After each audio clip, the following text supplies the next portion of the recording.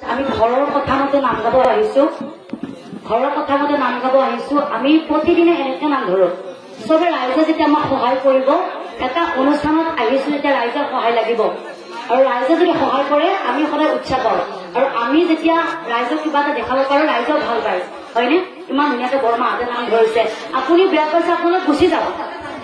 আৰু অহংকাৰী বুলি যে কলো, আপুনি যে গাত পাতি লৈছে, আপুনি নিজে অহংকাৰীৰ কাৰণে গাত পাতি লৈছে। বাকী কেইজনে যে অহংকাৰী যে গাত পাতি নললে, আপুনি কিয় ললে? আপুনি কিয় ললে? আপুনি কিয় ললে? সেইটো কৈছো, সেইকাৰণে ধৰিছে আপোনালোকে। কিয় কিয় ধৰিছে কাৰণে আমি কৈছো। নহলে নহলে ধৰিব নোৱাৰে, গুচি যাওঁ। 100টা মানুহৰ ভিতৰত মই 10টাৰে নাম গাম, 100টাৰ ভিতৰত 10টাৰে নাম